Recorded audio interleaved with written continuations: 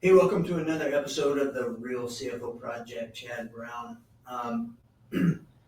Today, it's going to be a solo episode, and it's something that I think all of us need to kind of step back and think a little bit more about, and it's the way that we communicate, right? And how we communicate, and the cadence at which we communicate. You see, as a business owner, it's oftentimes you've created something and you own the intellectual property because you've created it in your mind. You have that vision, and then as you grow and scale and add partners, investors, new team members, you have a reluctancy to let go of some of the information and clearly articulate and communicate it to others. And without doing so, you're going to limit yourself in the scalability of your business. So, you know, believe me, I've lived this experience. And to me, it's part of our overall mission of helping small business owners where they are and really understanding not just the financial side of the business, the debits, the credits, the accounting, the bookkeeping, and everything, but how can you best run and your business, have more profitability, and everything else. So this one is near and dear to my heart, communication, because I've struggled through it quite a bit. See, every business problem, or the majority of them, that I see, whether it be looking back on my experiences or with current clients, other business folks that I speak with, and it's communication. And that communication is how we talk to our teams, how we talk to our business partners, investors, like I said previously. But it's also about how we talk to ourselves, right? A lot of what we do in business as business owners, entrepreneurs, is we have a lot of internal dialogue that we talk to ourselves. So one, communication with yourself, first and foremost, has to be honest, respectful, and forward-looking. And when I say honest, sometimes when we get into hard moments, we talk ourselves into this fear and this, hey, we're failures, and we create this negative vibe and energy in us that it really impacts how we see ourselves, how we see our business, how we are going to continue to grow. So first and foremost, I think communication with ourselves is one of the most important. And it also requires us to, if we're being honest, reflect, right? If we're talking to ourselves, stop. Say, how am I talking to myself? If someone else was talking to me that way, would I be incentivized or encouraged to blaze through this challenge? Or would I start creating fear, uncertainty, anxiety, negative energy that's not going to be good for myself, my business, or those within the business, or even my personal life, those folks around me. So again, the way you communicate with yourself is more important than any other communication you have. It starts there. So then it kind of translates into, how do you communicate with your team? How do you communicate your vision? Do they understand that? Can they see it? Do they know what it means? Are you clearly articulating that? So clearly communicating your vision is number two within the context of your business. Number three that I see is important is, when we're communicating with our team, are we being clear? Are we talking in generalities? Are we talking about ideas? Are we talking about this wide space out here that's just kind of floating and with no direct tie to action, right? A lot of times, when we meet as entrepreneurs and with business owners, and if you're visionaries, kind of like me, is we talk a lot about vision, and ideas and thoughts and everything, but we don't clearly articulate the path to get there. We haven't reverse engineered and laid out the minute details that need to happen every week, or clearly need to be articulated to your team. So is your communication with them simple, clear, and direct? That way, it doesn't create any confusion. They understand what it is you're saying, what it is they're expected to do, right? So are you being honest with them? Are you saying what you mean when you're communicating to them? Or are you kind of beating around the bush and not directly communicating the matter? So I think that's hugely important, is don't have these 30 to 60-minute meetings or longer and just talk about ideas all the time. Brainstorming is good. It's good to get the group together and say, hey, this is a brain dump session. We're going to jump ideas and thoughts and everything, and then we're going to clearly break them down into actionable items that we're going to take. But in your communication, are you being deliberate? When you go into a meeting, do you have a plan? Do you have an agenda? Does everybody know what to expect so they can show up prepared, ready to engage, right? If we're not doing that as leaders and as business owners, how are we supposed to expect them to, actively be involved in that meeting? I hear all the time, business owners saying, I have these meetings, but nobody ever says anything. There's no ideas and everything. Well, typically that's because, one, the leader talks too much, and two, there's not a clear agenda of what we're trying to accomplish and what the expectation is prior to the meeting. Say, I want everybody to come to this meeting ready to talk about these 3 topics. 1, 2, 3. I want input, feedback. I want worst case, best case. I want pros, cons. I want it all. Come to the meeting ready to go. That's clearly articulating that message, not just saying, hey, meeting at 9. Okay. We all can get better at it. I have a lot of improvement there, but that's why I'm having this conversation with you all is I'm being honest with myself. The way I'm communicating is I need that. And secondly, if we're communicating to our customers, right? How do you communicate to your customers? That's branding, that's marketing, that's everything you do. Is it intentional? Are you talking to a customer, the avatar of what it is they need? And are you living up to what you're saying? Right? If I say one of the things that differentiates me and my business is that when customers reach out to us, my team and or I communicate like that. It's fast. But as time goes by, we get too comfortable and we're not communicating with them the way we communicated to them we would. Right? That's one of the easiest ways to sour a relationship is say I'm going to do something and then not do it. Right? So are you proactively communicating? Like us, we are, one of the things that separates us is 1, we're proactive. 2, we communicate. If you need something, reach out, send a message, right?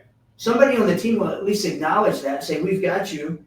We don't have the answer yet. Let's schedule a call. Or here's the answer. Boom, boom, boom. We send a message. How are you communicating what you do for the customers? And then how are you communicating it through your actions? That's very, very important. Also internally with communications, if you're part of a team or bigger picture and you guys are working in a culture to really drive the business forward, are you communicating positivity? Are you communicating urgency? Are you communicating that I am doing my part to move things to the next level? Or are you not communicating actively? Do you say something and then not respond when somebody responds back to you? Are you getting emails that slip by and you're not responding to them? Are you not following the internal chain of command and the way the communication structure that we have internally so everybody's kind of on the same page and engaged and energized, right? How are you communicating as a leader? If I have somebody on my team that reaches out to me with a question, concern, whatever, and I sit on it for 48 hours, what does that tell my employee? Does that tell them that maybe they're not so important? Maybe what's bothering them is not something that I'm too concerned about? Well, that's an easy way to get employees to turn and shift and look elsewhere. Are you showing care? Are you showing need? So if I'm communicating actively with them, if they need something and I'm on it, I care, I'm responding, I'm being diligent, that means a lot. That means a lot in terms of the culture within the organization, the energy, right? It's just different. Nobody's sitting there expecting a response, waiting for a response, not getting a response, and feeling somewhat disrespected or not felt much of or shown much importance because the communication isn't there. So it's very important that we're communicating effectively, timely, and with a sense of urgency, in my opinion. Now, take that the other direction. You don't want to communicate to everyone that you're going to respond just like that at all hours of the night, all hours of the day, all the time. It's just not healthy for you as a person. So that as a leader, sometimes, and this is where I get myself into trouble, is I'm pushing, I'm always communicating, always live, always action, always doing something, and that's not healthy all the time because I can't expect others to be the same. Okay? So make sure you add that grace in there, right, to understand that others aren't quite like you, or maybe they don't respond quite like you. They're not in their phone or notifications 24/7. Respect that. You have to respect that. There has to be an understanding between all parties of what that expectation is, right? So, and that expectation starts with communication and being clear. So I think it's very important. So one of the things that, again, as business owners, especially around investors and partners in business, is there is sometimes a reluctance to have communication around conflict. Okay?